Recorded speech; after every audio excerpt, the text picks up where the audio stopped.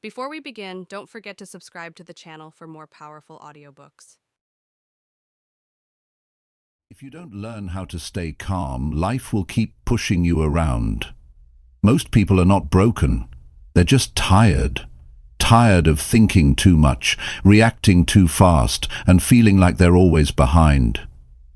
You try to stay positive, but people test your patience. You try to stay calm, but problems keep stacking up. That's real life. And nobody teaches you how to deal with it without losing your mind. But here's the truth. Calm is something you train. Positivity is something you build. You don't need a perfect life, you need better tools. In this video, you're going to learn how to stop the overthinking, protect your energy, handle stress without breaking down, and finally take control of how you feel. No fake motivation, just real steps that work in the real world. If you're tired of losing your peace over things that don't deserve it, this video is for you. It's time to take your mind back. Chapter 1. Pause before reacting so you don't regret it later. You know, staying calm and positive in life doesn't come from luck. It comes from a decision. A clear decision to not let everything around you control what goes on inside you.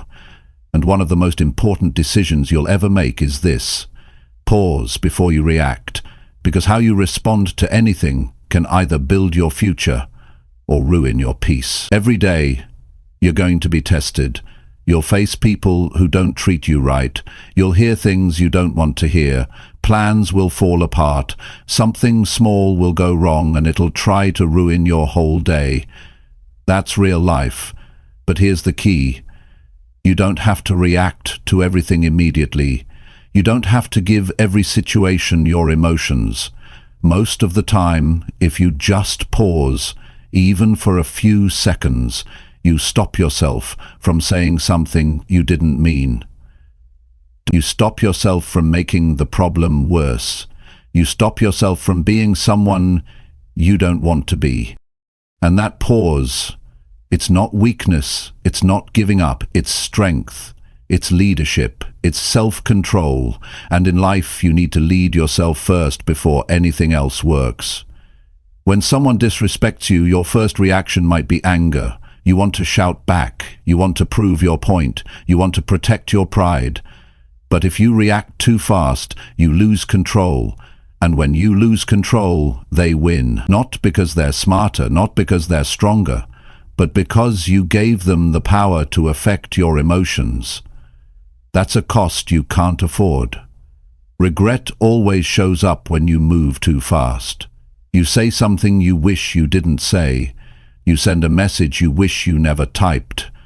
You break a connection that could have been fixed. And then you sit with it. You feel it. You carry it around for days or even weeks. All because you didn't pause. I've learned this. Peace doesn't come from a perfect life.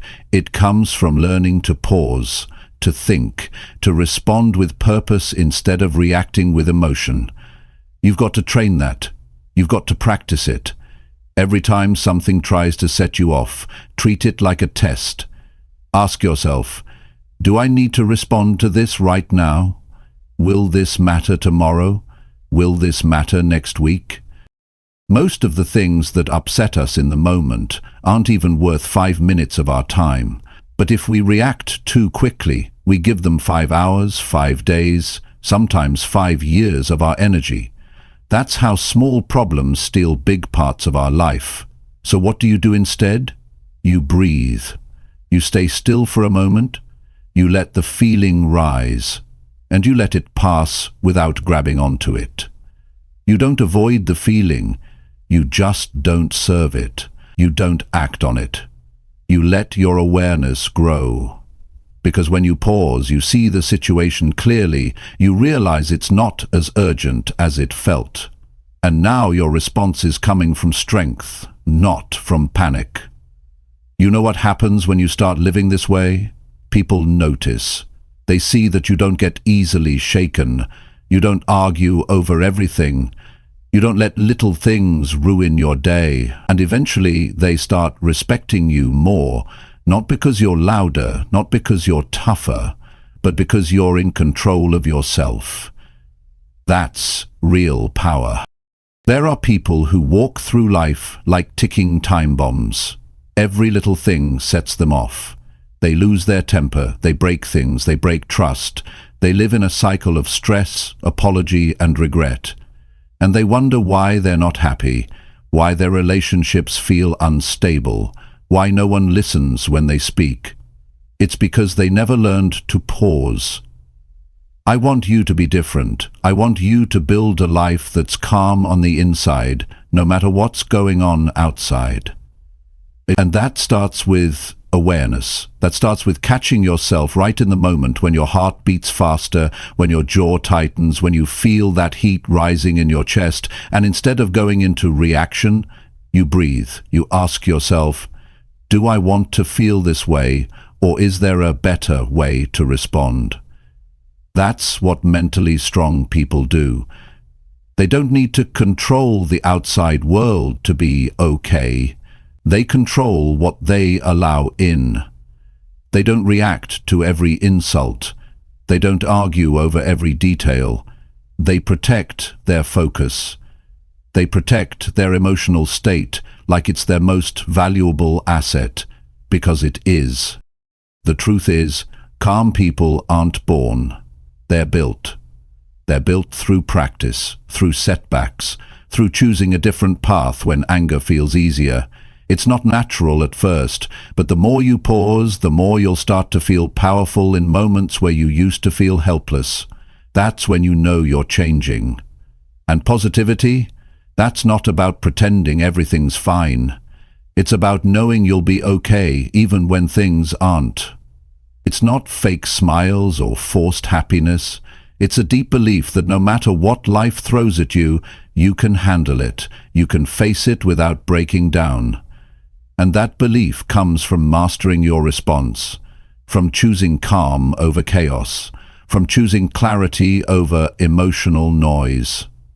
When you make that a habit, pausing before reacting, you start seeing everything differently. You don't take things so personally. You understand that most people act from their own stress, not from who you are.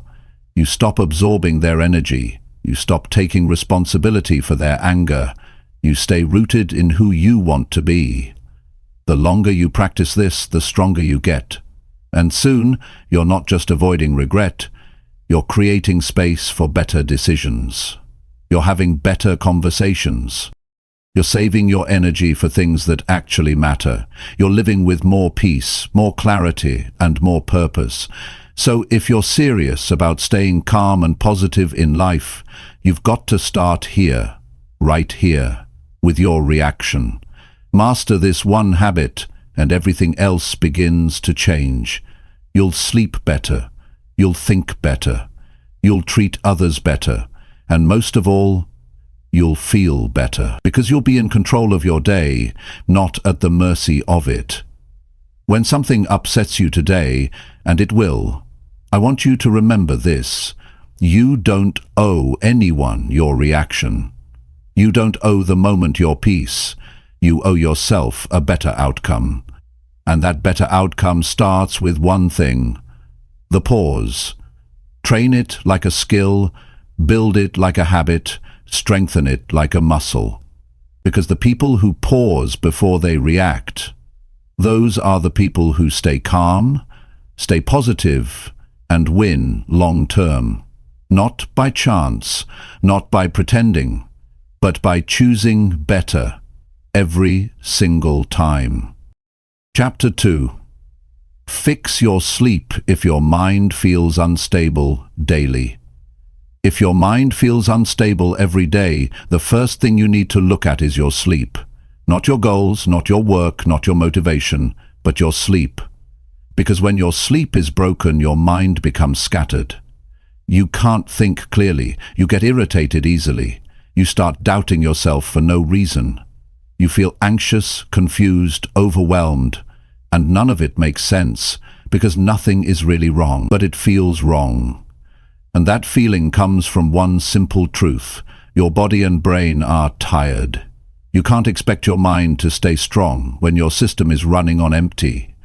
Your patience breaks faster, your reactions become sharper, you snap at people you love, you lose focus even during simple conversations.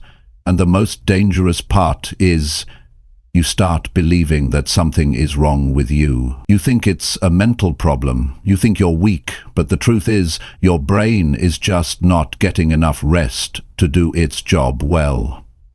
Most people underestimate how much sleep shapes their life. They try to fix everything else while ignoring the one habit that affects their mind the most. You can't stay calm if your brain is on survival mode. You can't think positively if your body is begging for rest. Your system becomes overly sensitive, and even small problems feel like heavy burdens. That's not a mindset issue. That's a recovery issue. Sleep isn't just about feeling less tired. It's about resetting your emotional system. It's about giving your mind the space it needs to repair itself. When you're well rested, you don't just have more energy, you have more control. You respond better, you speak better, you think better. You stop overreacting to small things. You stop second-guessing your every move. You start trusting yourself again, because your brain is finally working the way it's supposed to. People chase peace through books, therapy, breathing, and motivation. All of that can help, but if your sleep is broken, nothing else will work the way it should. You're building on a weak foundation, and eventually everything will fall apart again, no matter how much effort you put in. You must fix the root. So how do you fix it? First, stop treating sleep like it's optional. It's not extra, it's essential. You can't sacrifice sleep for success. You can't stay up every night thinking you're gaining an edge. What you're really doing is lowering your ability to make good decisions. You're burning out your focus. You're weakening your discipline. You might be awake longer, but you're doing things with half the power you could have if you slept well. Second, create a routine. Don't wait until you feel tired. Set a bedtime and honor it, the way you would honor an important meeting. You don't miss it, you don't delay it, you prepare for it. You wind down, you shut off distractions. You don't go from a chaotic day straight into sleep. Your brain needs time to switch modes. It needs calm, it needs silence. If you're scrolling on your phone or watching intense content before bed, you're telling your mind to stay alert instead of shutting down. Make your sleep space peaceful. Remove the clutter. Keep the room cool and dark. Put your phone away from your bed. Your sleep environment affects your nervous system more than you realize. The mind can't rest in chaos. You've got to build a space that supports your goal. Peace, not more stimulation. If your sleep is constantly interrupted or you wake up feeling exhausted, look at your habits during the day. Are you drinking too much caffeine? Are you working until midnight? Are you using your bed as your office? These things seem small, but they teach your brain to stay in stress mode. Your body doesn't forget how you treat it. You have to retrain it, give it the right signals. Now, here's something most people miss. Sleep affects your thought. When you're tired, your brain pulls in more negative memories and fears. You don't see opportunities, you see threats. You don't feel hopeful, you feel stuck. This is why people who are sleep deprived often feel like life is falling apart, even when it's not. Their mind is working against them, and they don't even know it. If you want to feel mentally strong again, you must give your brain the recovery it needs to function well. Your emotional balance depends on your physical recovery. The brain needs time to sort emotions. It processes stress while you sleep. That's why a good night's sleep can make a hard day feel easier. But if you don't sleep properly, yesterday's stress leaks into today, and the day after, and the day after that. And suddenly you feel like you're stuck in a loop of emotional exhaustion. and no amount of motivation can pull you out of it until you reset your sleep. People think strength is about pushing through, staying up late, hustling harder, but real strength comes from knowing when to stop, when to rest, when to protect your energy, not just spend it. You don't have to prove anything by destroying your sleep. You have to respect yourself enough to protect it. Fixing your sleep isn't about being perfect. You'll have nights where it's hard. You'll wake up sometimes in the middle of the night. That's okay. What matters is the overall direction you're taking. Are you building a life where your mind and body have a space to recover? Or are you always running, always chasing, always burning out? You want peace? Start with your sleep. You want clarity? Fix your sleep. You want better moods, better focus, better relationships? It all begins here, because once your sleep improves, everything else becomes easier to manage. You don't have to fight your emotions all the time. You don't have to force positivity. You just start feeling better naturally, because your system is finally aligned. Don't wait for a breakdown to start caring about rest. Don't wait until your body forces you to stop. Do it now. Make it a part of your lifestyle. Give yourself permission to rest. You're not lazy. You're not behind. You're rebuilding the one thing that allows everything else to work: your mind. And one more thing. The people around you notice. When you're sleep deprived, your energy changes. You show up different. You feel distant. You overreact. You pull away. But when you're rested, you're present. You listen better. You enjoy the moment more. You feel connected. Sleep doesn't just improve your mood. It improves your relationships, and that creates a ripple effect that lifts every part of your life. You don't need a perfect life to stay calm and positive. You need a body that doesn't feel like it's dragging itself through the day. And when you fix your sleep, you give yourself the best chance to live the kind of life you actually enjoy. You'll never regret sleeping well, but you'll always feel the cost when you don't. So if your mind feels unstable every day, don't try to think your way out of it. Start with your sleep. Start with rest. Give yourself the reset you need, and you'll see peace becomes possible again. Calm becomes natural. Positivity doesn't have to be forced. It becomes who you are, because your system is finally giving you the strength to feel stable again. Chapter 3. Distance yourself from people who ruin your mood. If you want to stay calm and positive in life, you've got to be honest about one thing. Some people are draining your energy every single day, and it's not always loud or obvious. Sometimes it's subtle. It's the person who always complains, the one who never supports anything good you're doing, the one who turns every conversation into a problem, the one who brings tension into the room just by being in it. These people may be close, they might be in your family, they might be old friends, but if they consistently ruin your mood, you need to step back. You can't carry peace in your life while walking next to chaos every day. You can try to be patient. You can try to be kind. You can give them the benefit of the doubt over and over. But eventually your mental state pays the price. If every time you speak to someone, you feel worse after, that's not a healthy connection. That's emotional damage happening slowly. You don't even realize how much they're affecting you until you're exhausted all the time, snapping at others, losing motivation or doubting your decisions. Your mood is not just a moment, it's a signal. And when someone constantly lowers your mood, that signal is warning you. It's telling you this environment isn't safe. Your body is reacting for a reason. You don't have to stay around people just because you've known them for years. You don't owe anyone your peace. You don't need to feel guilty for protecting your energy. You're not being rude. You're being responsible. It's not just about arguments or negativity. Sometimes it's the way they speak to you. It's the tone they use. It's the sarcasm, the passive comments, the constant reminders of your mistakes, the way they make fun of your progress like it's nothing. That subtle criticism builds up. It starts to shape how you see yourself. It clouds your mind. You start questioning things you were sure about just a week ago. And for what? So you can keep someone around who doesn't even know how to support your growth.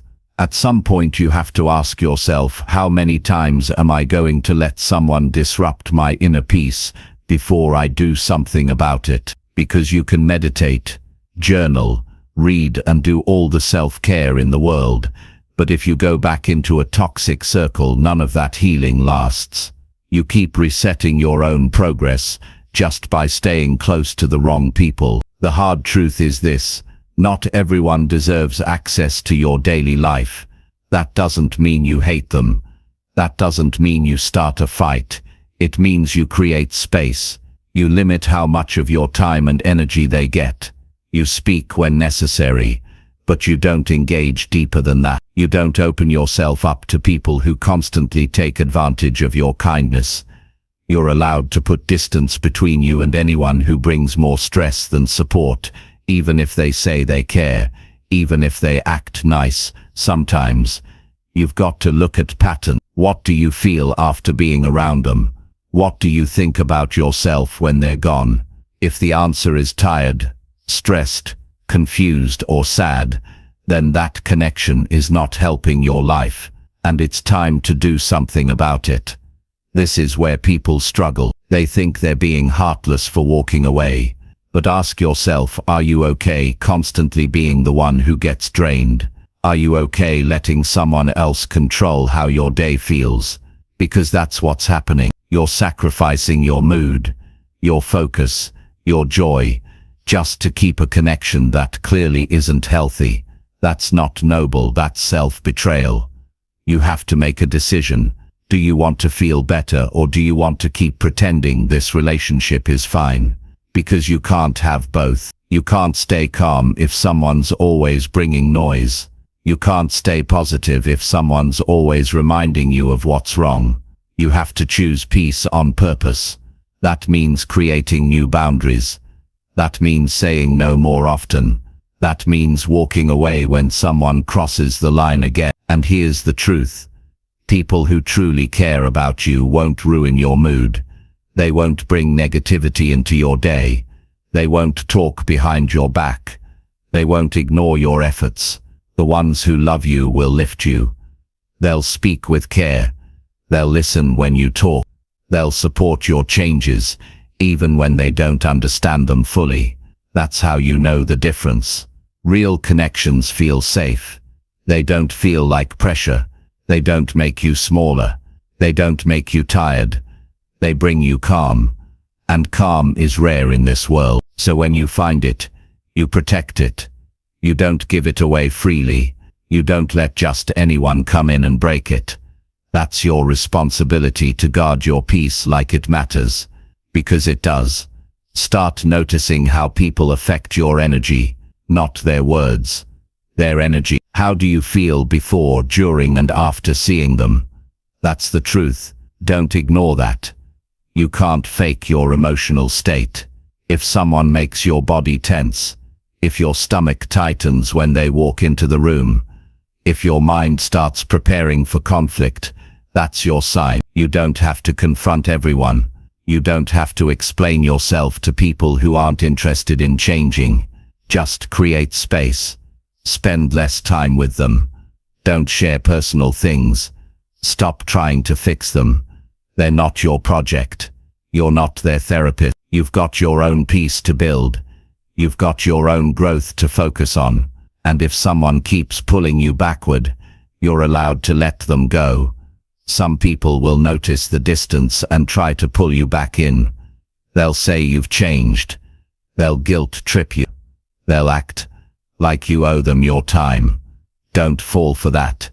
You've changed because you're healing. You've changed because you finally decided to take care of yourself. You've changed because you know what peace feels like. And you're not going to trade that for anything anymore. The right people will support your boundaries. The right people will understand why you needed space. They'll meet you halfway. They'll want to grow with you. The wrong ones will try to make you feel bad for protecting yourself. That tells you everything. You don't have to keep everyone in your life. Some people were only meant to be part of your story for a little while, and that's okay. Not everyone is supposed to stay forever, but your peace, that's forever. Your mental health, that's worth protecting. Your happiness, that's your job now, and anyone who makes that job harder has to be kept at a distance. You'll start to feel stronger. When you stop letting the wrong people influence your emotions, you'll wake up lighter. You'll walk into your day with more clarity. You'll stop overthinking conversations that don't matter. You'll stop holding on to guilt that doesn't belong to you, because you'll finally be living your life with people who match your energy, your vision, your growth. You don't need to fix people who ruin your mood. You need to fix the part of you that kept allowing it. And that starts with distance, not out of hate, not out of anger, but out of self-respect, out of the deep understanding that you deserve to feel safe. You deserve to feel calm. You deserve to protect your mental state without apology. So take a good look at the people around you. Are they lifting your energy or draining it? Are they building your mindset or breaking it? Are they helping you grow or holding you back? Then act on what you see. Distance isn't always a bad thing. Sometimes it's the exact space you need to finally feel free. Chapter 4. Do hard things early, so peace comes later easier. If you want more peace in your day, start by doing the hard things early. The work you avoid, the task you keep pushing, the call you're afraid to make, the responsibility that feels heavy, handle those first. Not because they're fun, not because they're easy, but because they steal your calm if you don't. When you delay the hard stuff, your brain doesn't forget it. It keeps reminding you, in the back of your mind. It lingers. It affects how you feel, how you focus, and how you treat other people. That one thing you didn't do starts to grow into stress, guilt, and tension. But when you knock it out early, you create room for peace. Most people start their day with easy tasks to feel good for a moment. They answer simple messages, they check notifications, they scroll through social media. They feel like they're doing something, but nothing meaningful gets done. And slowly, the harder task they skipped begins to weigh on them. They start avoiding it more. They get distracted. They get irritated. Then they say the day felt stressful. But it wasn't the day, it was their delay. Peace doesn't come from avoiding difficulty. It comes from attacking it directly, early, and without excuses. Hard things aren't just about physical effort. Sometimes it's a tough decision. A conversation you've been avoiding. A boundary you need to set. An honest reflection you don't want to face. These aren't loud tasks, but they sit in your chest. You feel them every hour, and the longer you wait, the heavier they feel. But the moment you handle them, something shifts. You breathe better. You feel lighter. You move through the rest of the day with more control because you're no longer being pulled backward. The human brain is built to remember unfinished things. It's a survival tool. But in everyday life, it becomes a source of pressure. When you leave hard things undone, your brain doesn't rest. It stays alert.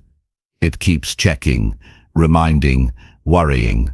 That's why you feel mentally tired, even when you've barely done anything, because your brain's been running in the background all day, trying to push you toward action. And when you finally take the action, all that pressure goes away. Not because the task was huge, but because the weight of ignoring it is always heavier than the task itself. Success doesn't come from doing easy things repeatedly. It comes from doing what's hard when it's time. It comes from facing the uncomfortable early, before it has time to grow into something harder. People who succeed in life have the same problems as everyone else.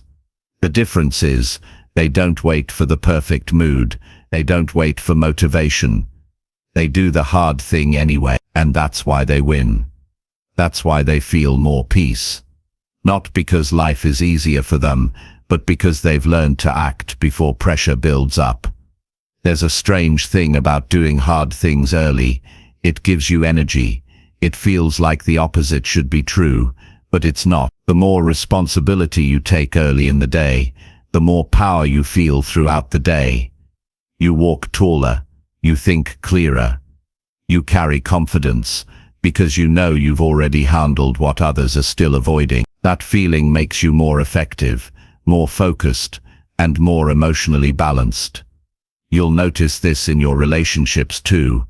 When you've done the difficult work, you're not as reactive.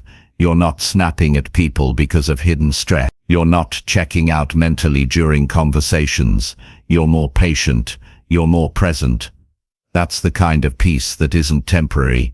It lasts, because you earned it through your actions. And here's another truth. Hard things don't go away when you ignore them. They get louder. They grow into anxiety. They spread into other areas of your life. What started as a small task now feels like a personal failure. What began as a 5-minute job now feels like a mountain. You don't need more time. You need to stop avoiding. Avoidance is what keeps people stuck. Action is what sets people free. Start noticing how you feel after doing something hard. Your mind feels more steady. Your breathing slows down. You stop overthinking. You stop comparing yourself to others. You feel more connected to what matters. That's not by accident. That's the reward for doing what needed to be done before everything else. If you want to be someone who stays calm under pressure, practice doing hard things when it's most uncomfortable. The earlier you act, the less time your mind has to fear the task. The moment you start, the fear loses its strength. Action makes the problem smaller. Avoidance makes it grow. You don't need perfect planning. You don't need to feel brave. You just need to start. This mindset builds momentum. One hard thing leads to another win. You start trusting yourself. You stop doubting your ability. You stop waiting for perfect conditions. You stop thinking everything needs to be aligned before you take action. You learn to rely on discipline instead of, and that discipline leads to something most people never feel: inner peace that doesn't depend on circumstances. You don't need to change everything overnight. Start small. Choose one hard thing each morning. Do it before you check your phone. Do it before your mind gets flooded with distractions. Build the habit of early effort. Teach your system. That peace is something you create, not something you wait for. You don't need to rush.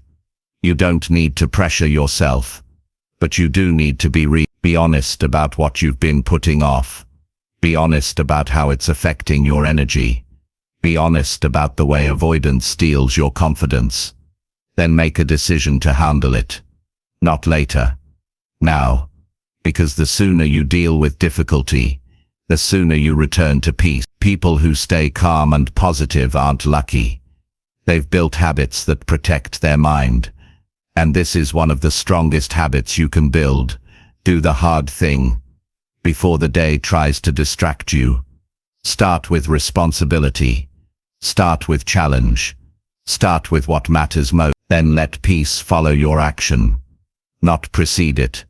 This approach works. It doesn't require talent. It doesn't require more time. It just requires consistency. And over time, you'll notice something powerful. The more you get used to doing hard things early, the easier your life becomes. Not because life is less demanding, but because you're stronger. You're faster. You're clearer. You're no longer carrying a list of things you wish you'd done. You're carrying proof that you did them. That proof becomes pride. That pride becomes peace. If you've been feeling overwhelmed, scattered, unmotivated, ask yourself this: what am I avoiding? What have I delayed that I know I need to do? That's the source of your stress. It's not the size of your to-do list. It's the weight of what you keep skipping. Start with that one thing. Don't overthink it. Don't make it dramatic. Just do it. And watch how fast your mind returns to calm. This principle isn't just about productivity. It's about peace of mind. It's about emotional health. It's about becoming someone who lives life on purpose, not someone who constantly reacts to pressure. That's a different kind of life. And it's available to you the moment you choose to stop waiting and start doing. So every day before you do anything else, ask yourself, what's the hardest thing I need to face today? Then go do it. Not because it's fun, not because it's easy, but because it's the doorway to the peace you keep looking for. Peace doesn't happen when life is perfect. It happens when you stop running from the things that make you stronger. And the earlier you face those things, the more freedom you create. That's how you build a calm and positive life. By showing up with courage every morning before the world starts pulling at you. Chapter 5. Clean up your space to calm down your mind. When your mind feels crowded, when your thoughts are all over the place, and you can't focus, it's easy to think the problem is in your head. But more often than not, the problem is sitting right in front of you. It's in your room. It's in your kitchen. It's in your workspace. The mess around you is feeding the mess inside you. And if you really want to calm down your mind, start by cleaning up your space. There's a real connection between your environment and your mental state. You might not notice it at first, but the clutter around you is constantly speaking to your brain. Every item out of place, every pile of clothes, every unwashed dish is sending you signals. It's saying, you've got unfinished business. It's reminding you that you're behind. It's draining your mental energy, even when you think you're ignoring it. You can't relax in a space that keeps reminding you of what you haven't done. People underestimate how much their surroundings affect their mood. You sit in a messy room and start to feel tired. You walk into a cluttered kitchen and suddenly feel overwhelmed. You try to get work done on a desk full of papers and you can't think straight. That's not a coincidence. That's your brain reacting to overload.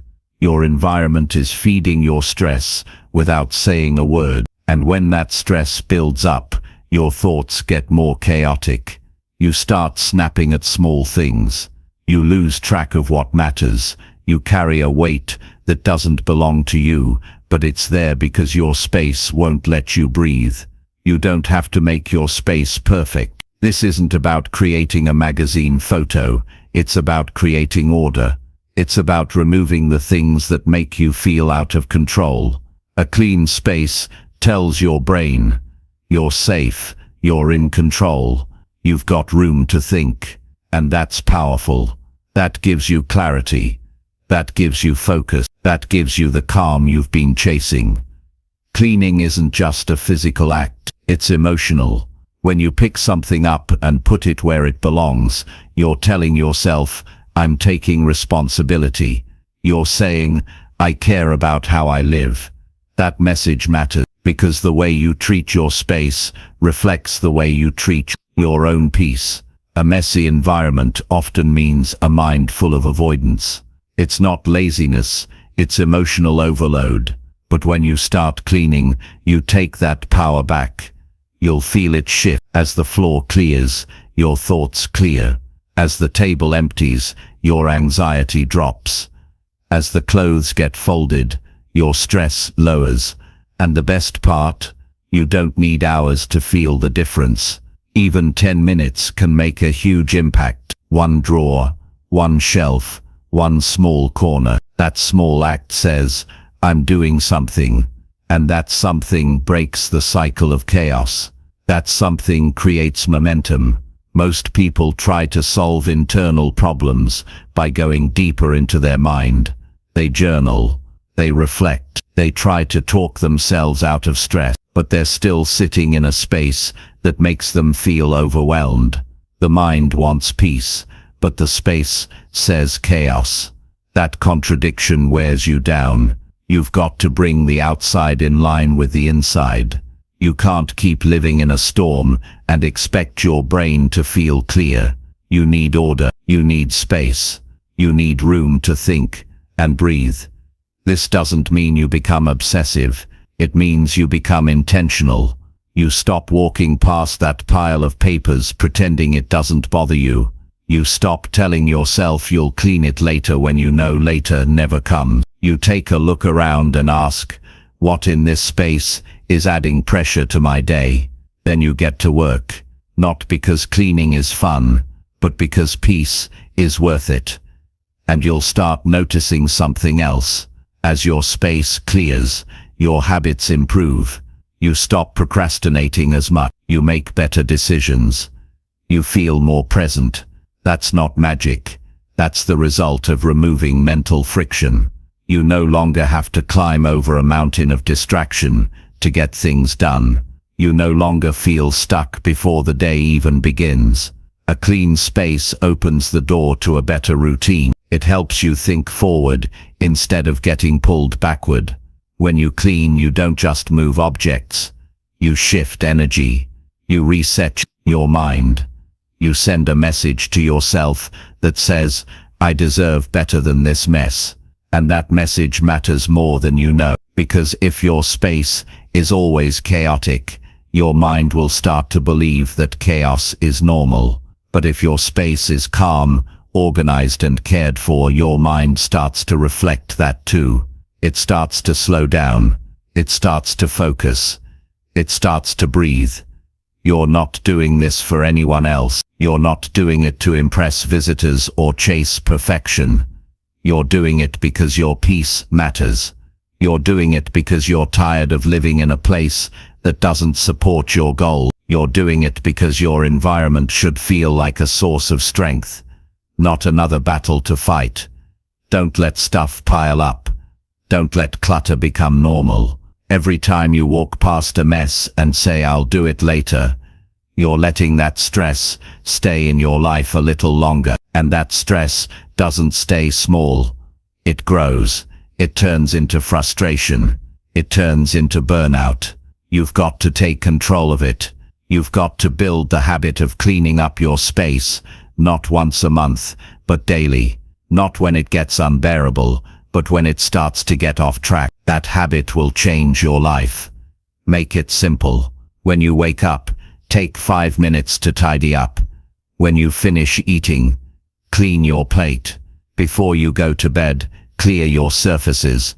These aren't big tasks, but they add up. They build a standard. They create a home that feels like peace, not pressure. And over time, that peace becomes your new normal. Don't wait for motivation. Don't wait until it feels right. Do it because your mind deserves relief. Do it because your future needs space to grow. Do it because you're ready to stop living in distraction and start living in alignment. You can't fix everything in a day, but you can start. You can look at one corner of your life and bring it into order. That one corner will lead to another, and soon the space around you will begin to reflect the person you're becoming. Calm, focused, intentional. There's no secret formula, just this truth. A clean space creates a clear mind, and a clear mind is where calm and positivity begin. So if your head feels full, don't go looking for more motivation. Don't go searching for deeper answers. Look around, clean something. Let your hands do what your mind can't. Create the peace you've been missing. It starts with you. It starts with your space. And it starts right now. Chapter 6. Speak less when angry to avoid making it worse. When you're angry, your words become weapons, not just for others, but for yourself too. In moments of anger, you don't see things clearly. You don't think through consequences. You just speak from emotion. And the problem is, once the words are out, you can't take them back. You might apologize later. You might explain yourself, but the damage is already done. That's why speaking less when you're angry is one of the most powerful disciplines you can build. It doesn't mean you ignore the problem. It means you don't make it worse. Anger is natural. Everyone feels it. It's not about pretending you're not upset. It's about managing yourself when you are. Most of the regrets people carry aren't from being angry. They're from what they said or did while angry. That moment you lost control, raised your voice, said something hurtful just to win the argument, or pushed someone away when they didn't deserve it. Those moments can ruin relationships, kill trust, and damage your own peace of mind. When you're angry, your heart beats faster, your body gets tense, your breathing changes. That's your system entering fight mode. It's not a thinking state, it's a survival state, and that's exactly why you have to pause. Not everything you feel in that moment needs to be said. In fact, most of what you say when you're angry doesn't reflect what you really mean.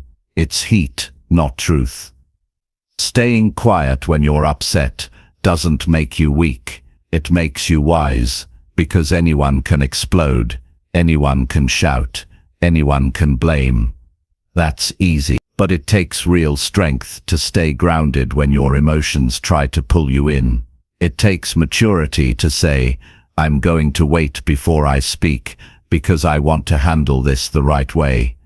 Think about how many arguments in your life got worse simply because someone didn't stop talking. Maybe it was you, maybe it was them, but it always comes down to the same thing: too many words, said too fast, with too much emotion. Now imagine if, in those moments, you just stayed quiet, just for a few minutes. Let the heat pass, let your thoughts settle, let your body calm down. That one decision could have saved a lot of pain. Anger is loud, and silence in anger feels uncomfortable, but that silence gives you power. It gives you space to listen to others, to your own thoughts, to the situation as it really is, not as it feels. When you speak in anger, you speak from emotion. When you wait, you speak from intention. One of the greatest skills you'll ever build is emotional discipline. Not suppressing how you feel, but managing it wisely. Saying, I'm upset right now, but I'm not going to act like someone I'll regret later. That level of control doesn't happen overnight. You build it, you practice it, you fail at it, and then you try again. But over time, it becomes who you are. You stop reacting to every trigger. You stop letting small problems become full-scale battles. You stop feeding drama with your words. The truth is, most anger passes quickly if you don't feed it. But if you keep talking while you're angry, you keep fueling it.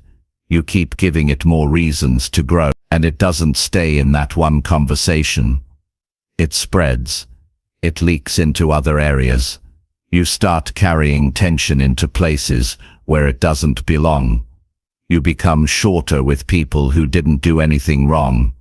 You hurt people you care about because you never slowed down to check yourself first. If you want to live with more peace, practice silence when you're heated. Not because you're scared to speak, but because you're smart enough to know that your words carry weight. You're aware that even if you say sorry later, the damage might still stay. You care enough about your future to not throw words into the air just because you're feeling something intense in the moment. Anger will come. That's a given. Life will test your patience. People will say things that get under your skin. Circumstances will go against your expectation, but you get to decide how you respond. And that response shapes everything: your relationships, your self-image, your progress. Calmness in anger doesn't mean you're avoiding conflict. It means you're handling it with purpose instead of pressure.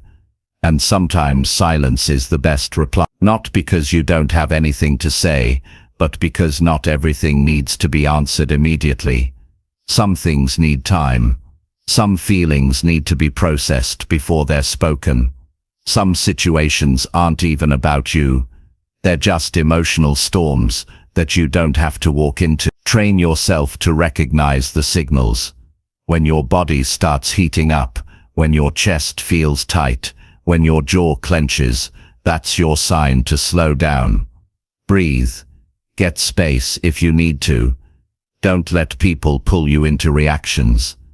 Don't let your emotions decide your words. Take control of that moment, because that moment can decide so much more than you think. You might think speaking your mind in anger makes you strong, but real strength is knowing that your words can either build or break, and choosing not to break something you'll miss later. It's knowing that you'll think more clearly after the heat passes.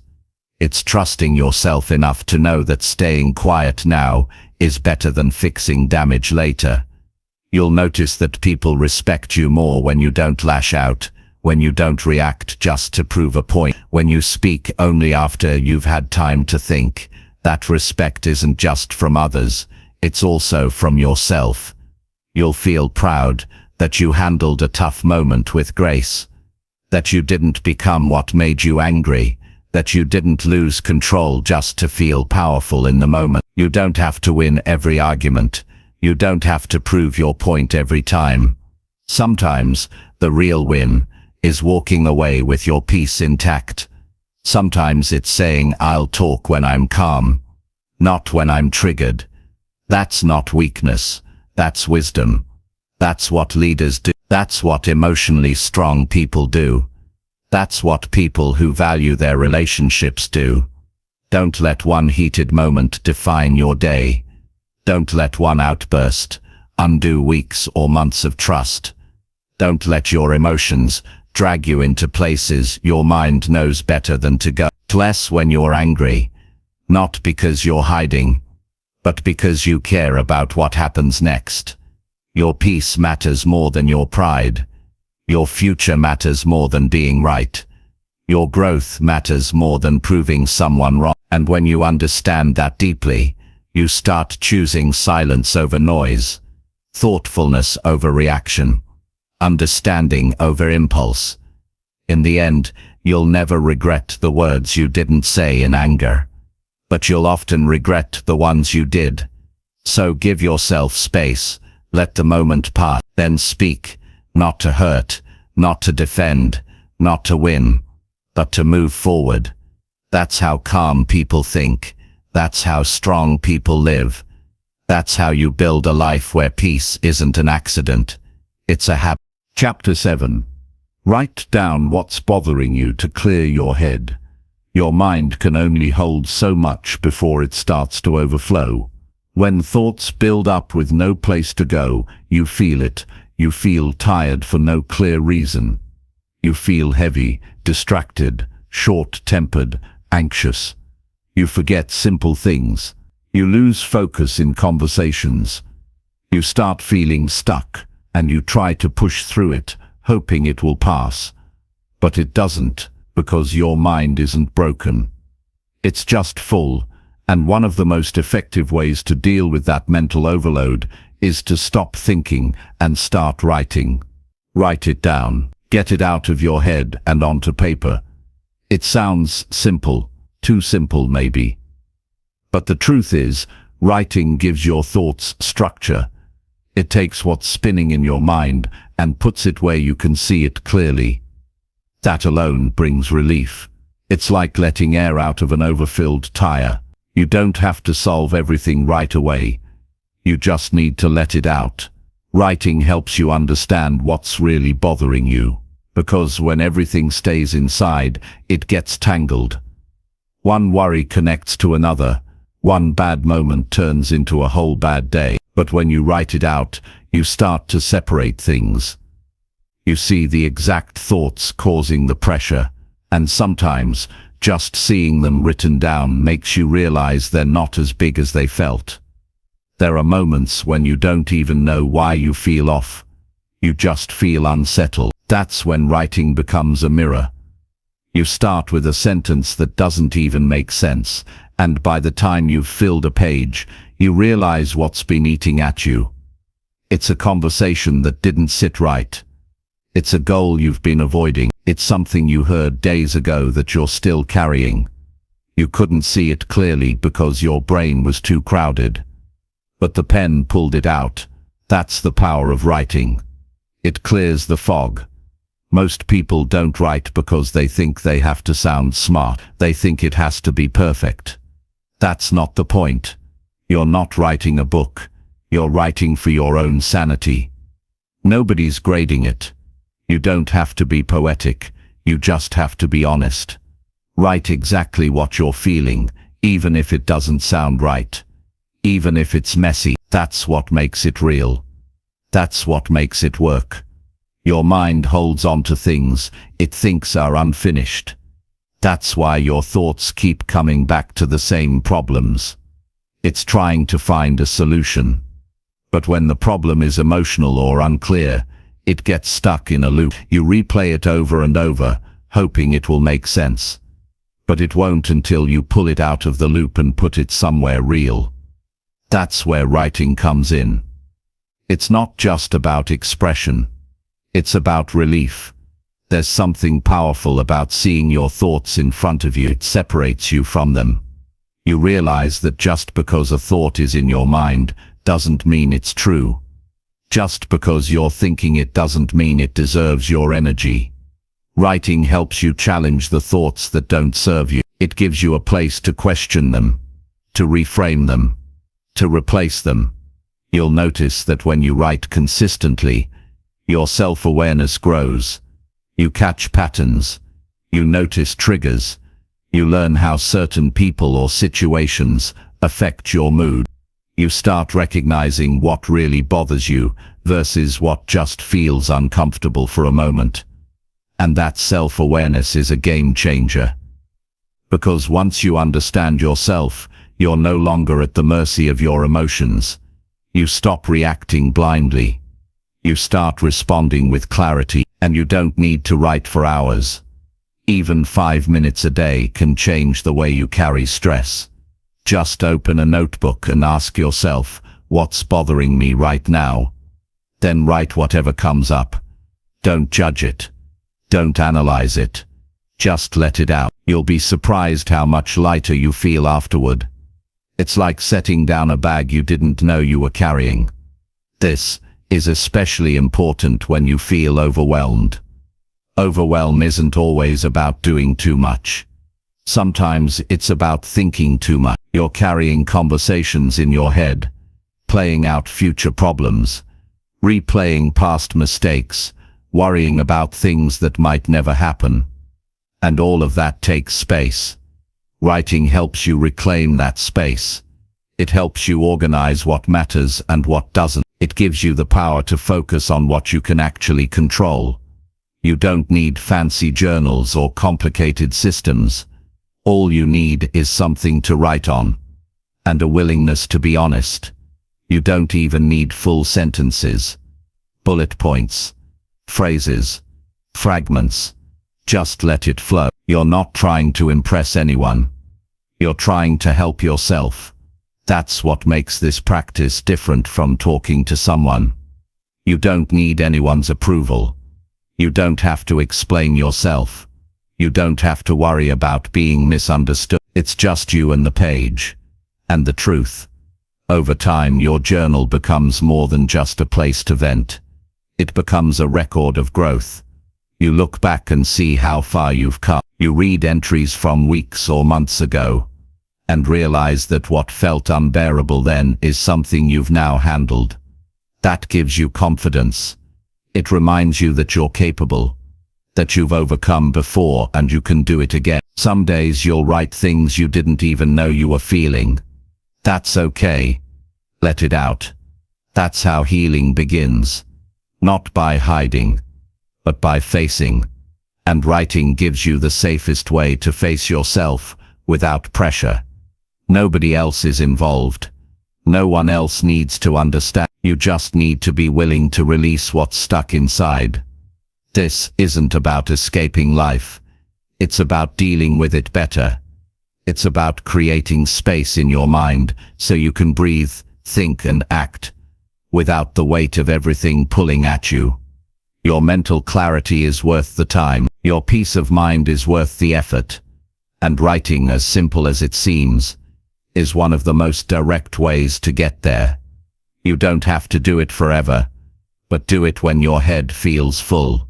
Do it when your chest feels heavy. Do it when you don't feel like talking to anyone, but you know you need to say something. The page will always be there.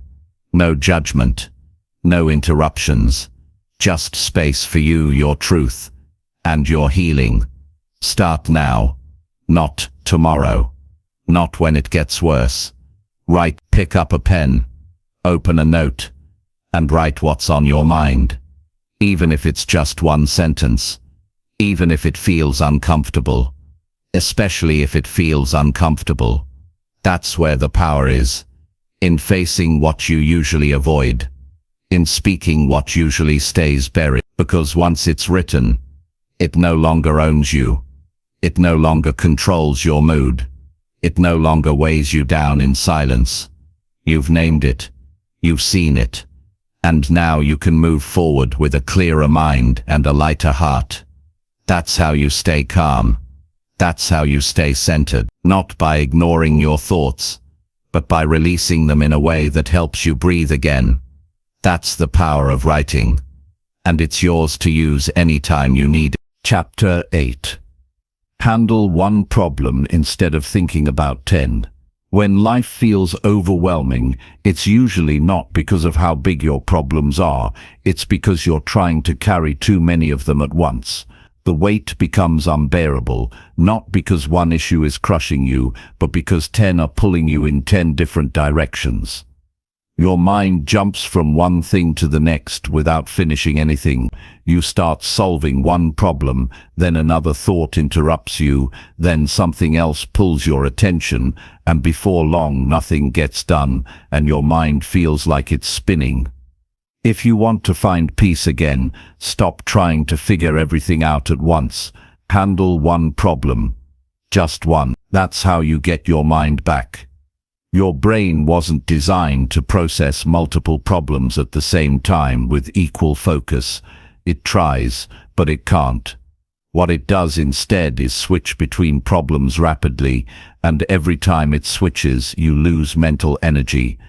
You waste willpower. You create internal noise, and that noise keeps you stuck in thinking instead of doing.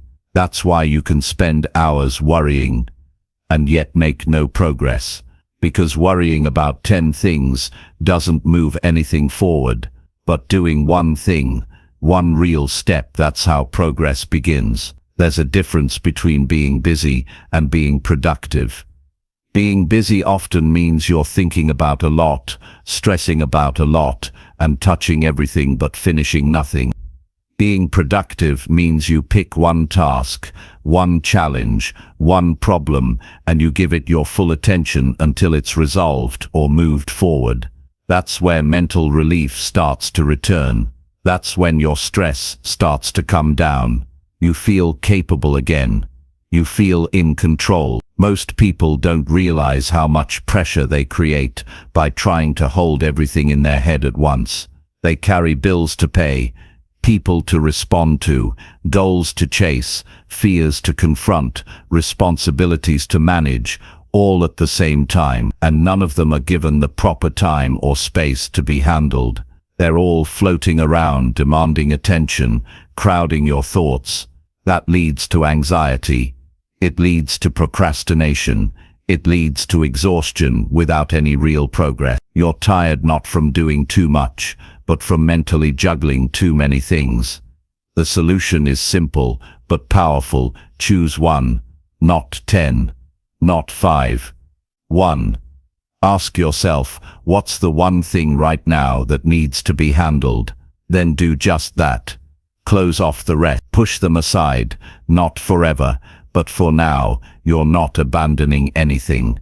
You're choosing wisely, because when everything feels urgent, nothing truly gets the attention it deserves. You'll notice a shift when you start living this way. You stop panicking about the size of your to-do list. You stop bouncing between tasks with half energy. You start making real decisions instead of circling around them. You give your mind something it's been craving, focus, and with focus comes progress. With progress comes confidence. With confidence comes peace. That's the chain you want to build. Don't wait until life slows down to find calm. Life doesn't slow down. You have to slow it down. You have to slow your mind down, and the fastest way to do that is to zoom in on just one thing. Don't overthink it. Don't try to find the perfect starting point. Just pick the most important or most pressing issue and give it your full presence. Even if you don't finish it, even if you only take one step forward, that's more progress than thinking about it for 3 hours without acting. Discipline isn't just about pushing harder, it's about choosing better, choosing fewer distractions, choosing clearer priorities, choosing one problem and giving it your full mind. That's real strength. That's how you stop feeling like you're drowning in your own thought. You anchor yourself in one task, and the noise begins to fade. This practice becomes even more important during stressful times. When your emotions are high, your brain will want to jump from problem to problem. It'll look for shortcuts.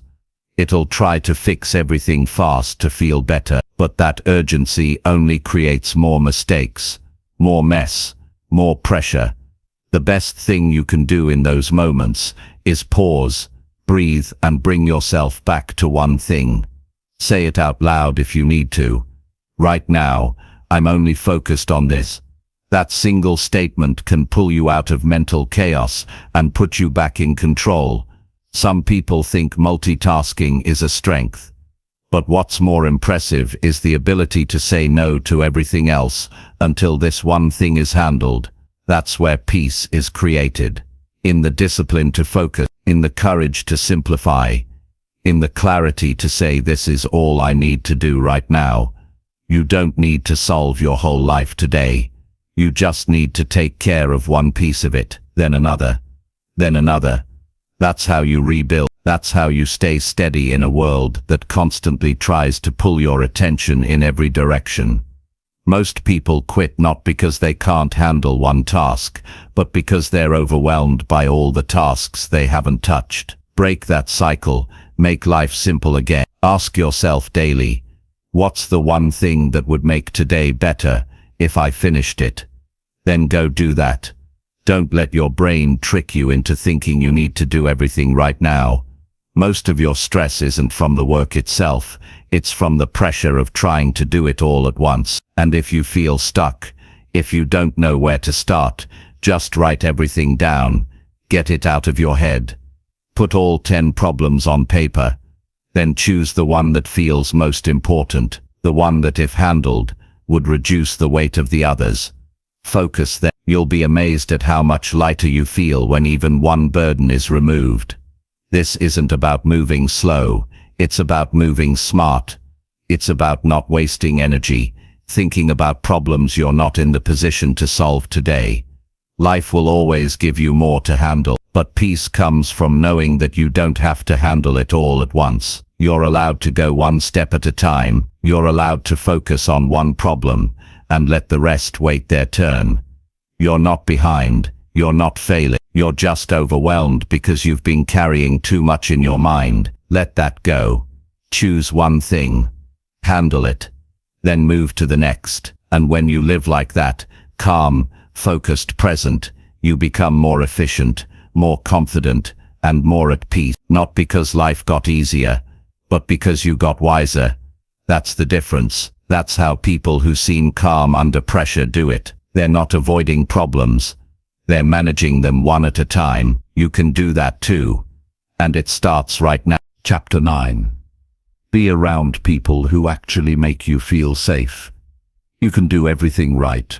Wake up early, work hard, eat clean, stay organized. But if you keep surrounding yourself with people who don't make you feel safe, your peace will always be temporary. The truth is, the people you spend time with either protect your calm or constantly put it at risk.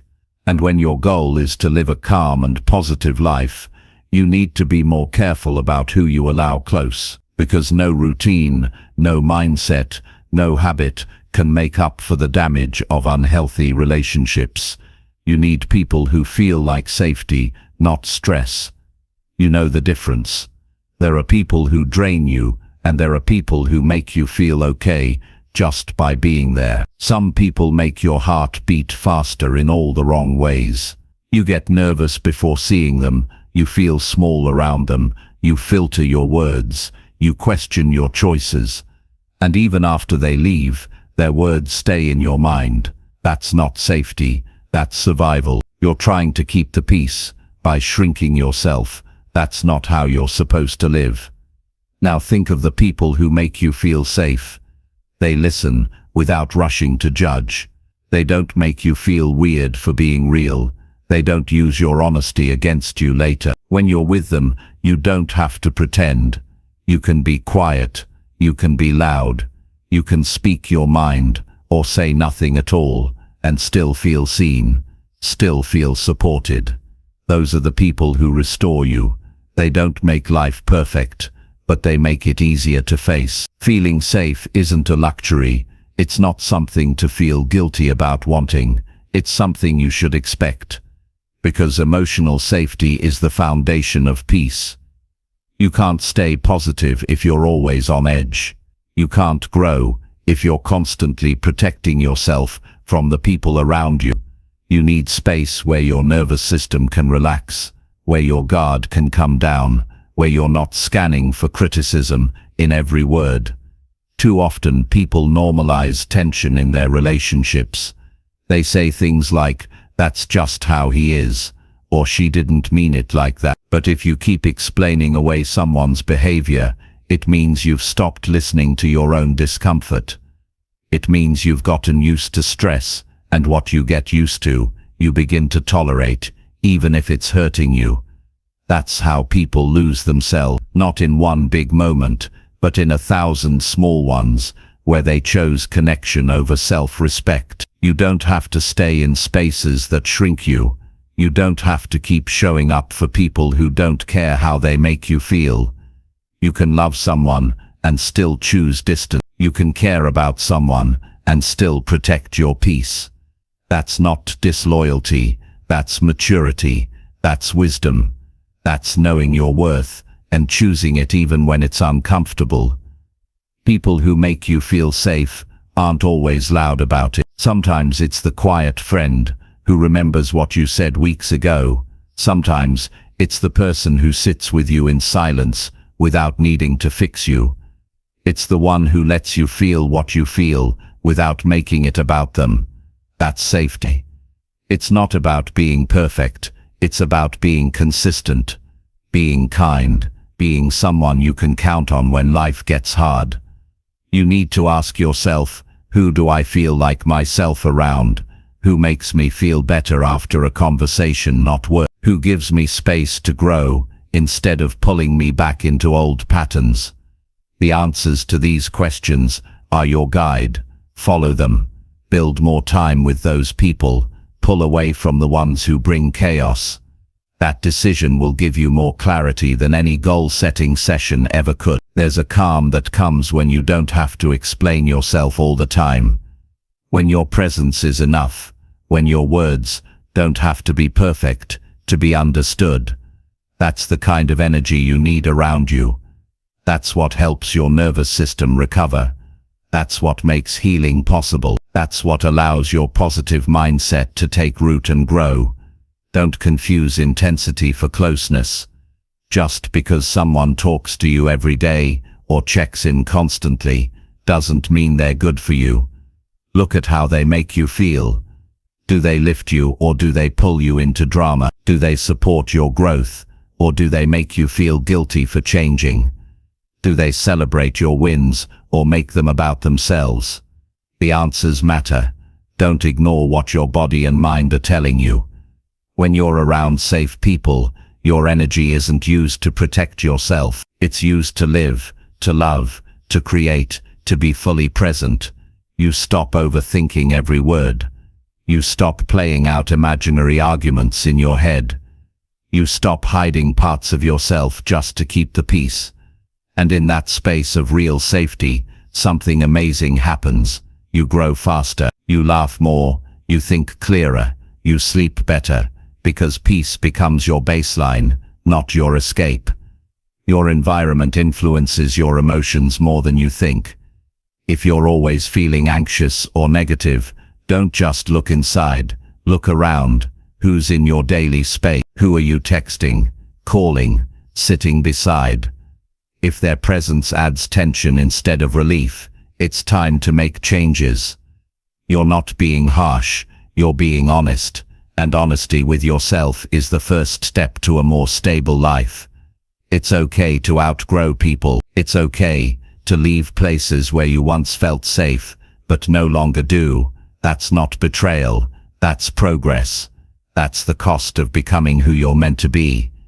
As you grow, your need for real connection grows too. You don't want surface-level conversations anymore. You want depth, you want truth, you want presence, and that means finding people who speak that language, not just in words, but in how they make you feel.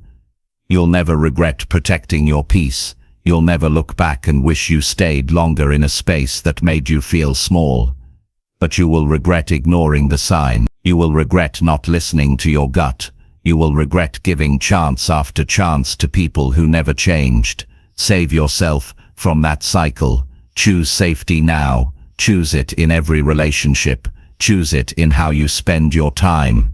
Choose it in what you accept and what you walk away from. People who make you feel safe don't require you to explain your worth.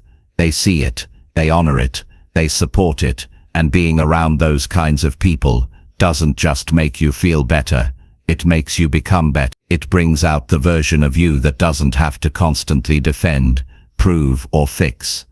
That version is calm, that version is clear, that version is free. You deserve to live a life where you feel supported, not drained, where your emotions are allowed, not judged, where your growth is encouraged, not blocked. That kind of life is possible, but only when you surround yourself with people who help build it. Start looking for those people, start becoming one of them too.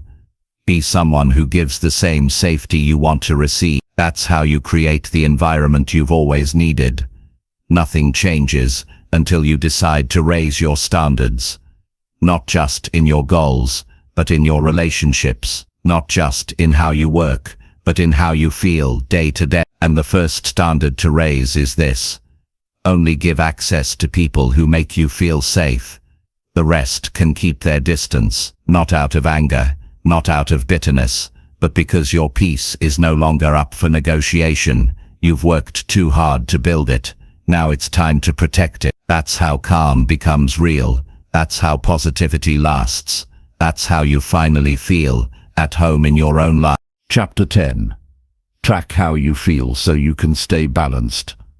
You can't stay balanced in life if you don't know what's really going on inside you.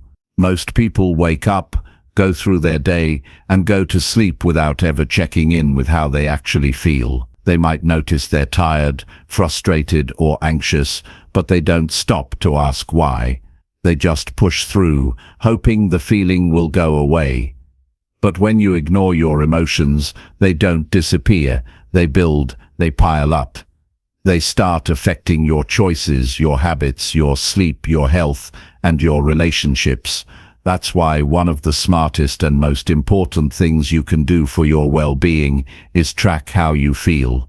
Tracking your emotions doesn't mean overanalyzing every little thought. It means taking a few minutes each day to check in with yourself.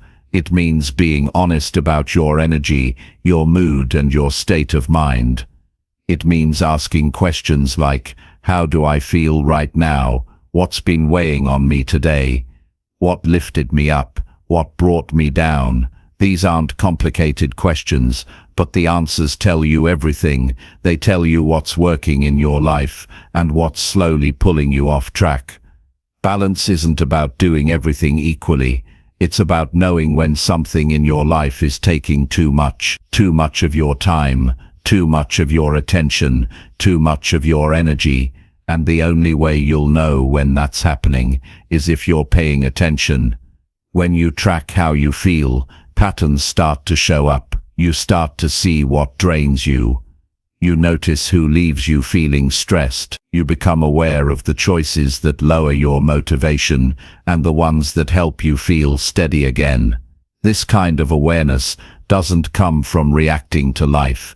It comes from reflecting, from observing without judgment, from learning the rhythm of your emotions and using that insight to guide your decisions. Because when you ignore your feelings long enough, your body starts speaking for you.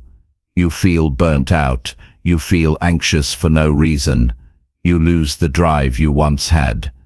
And then you wonder what happened. But it didn't happen overnight. It happened because you stopped listening to yourself. You don't need to track everything in a complicated system. A simple journal entry works. A voice note, a mood tracker app, even a daily one-sentence check-in like today, I felt overwhelmed after that meeting, or I felt peaceful when I took that walk.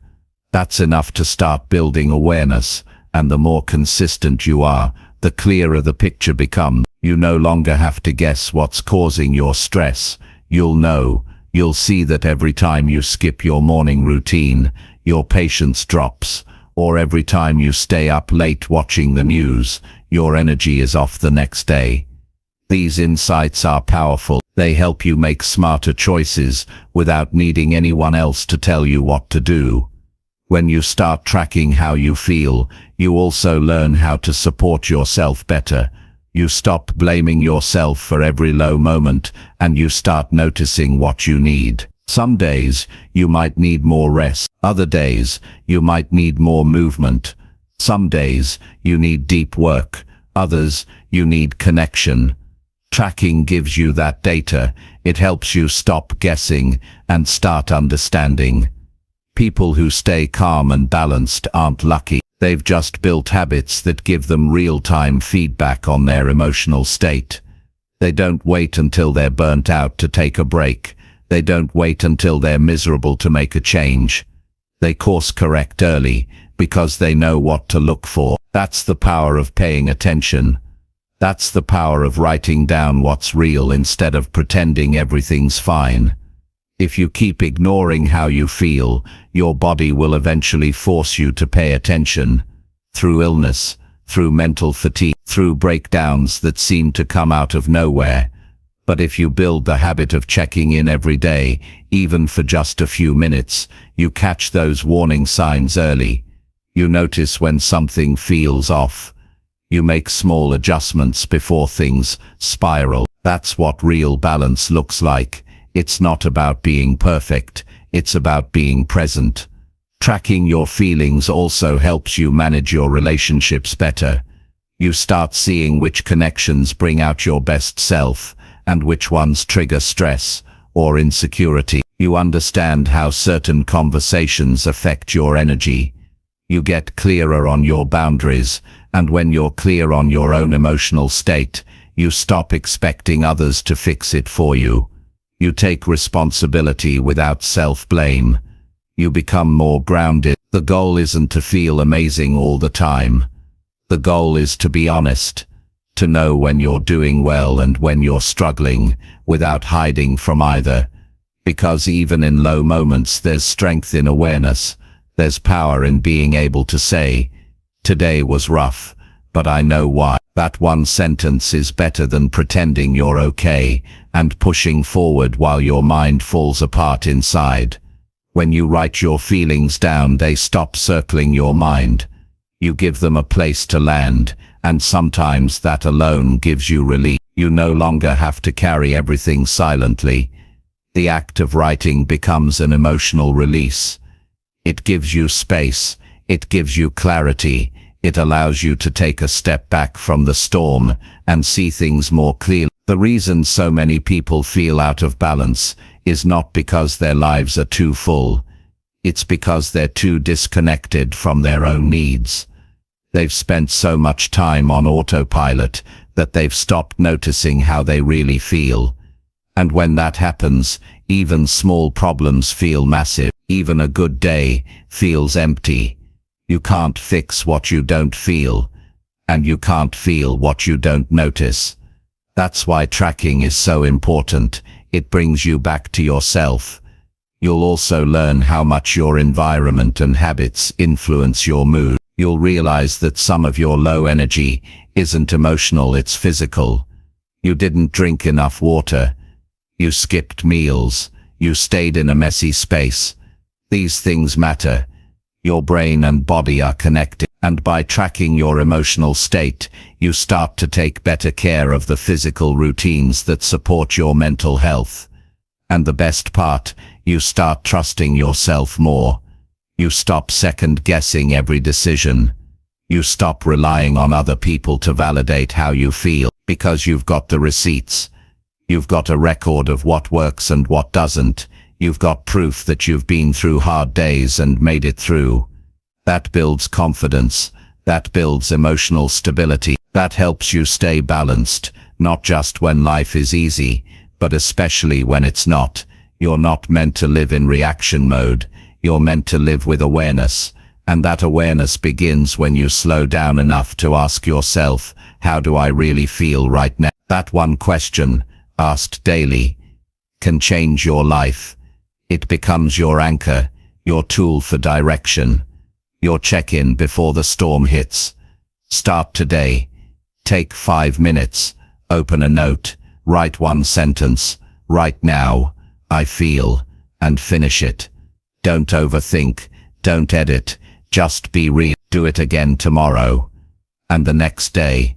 Over time, you'll notice yourself becoming more stable. Not because your life became easier, but because you finally started listening to yourself.